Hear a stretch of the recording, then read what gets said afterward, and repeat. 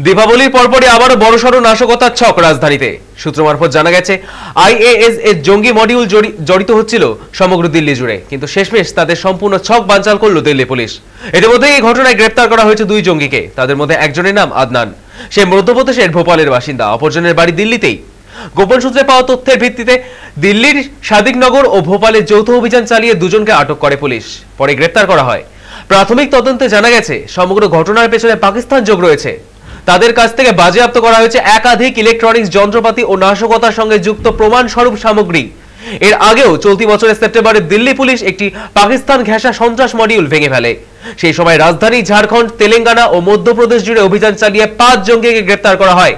ভারতের এই উৎসবের মরশুমে এহেন ঘটনা কার্যত চিন্তার কারণ হয়ে দাঁড়াচ্ছে তদন্তকারীদের কাছে। পুলিশ সূত্রে আরো জানা যায়, পাকিস্তান ভিত্তিক এক হ্যান্ডলার সোশ্যাল মিডিয়ায় এনক্রিপ্টেড প্ল্যাটফর্মের মাধ্যমে যোগাযোগ রাখত তাদের সঙ্গে। ওই হ্যান্ডলারদের কাছ থেকেই তারা পেত উগ্রপন্থী প্রচার সামগ্রী এবং নির্দেশ, অস্ত্র, রাসায়নিক এবং বিস্ফোরক তৈরির উপকরণ, এবং তারা এই হ্যান্ডলারদের মাধ্যমে পেয়ে যেত ভারতের সমস্ত গোপনীয় তথ্য।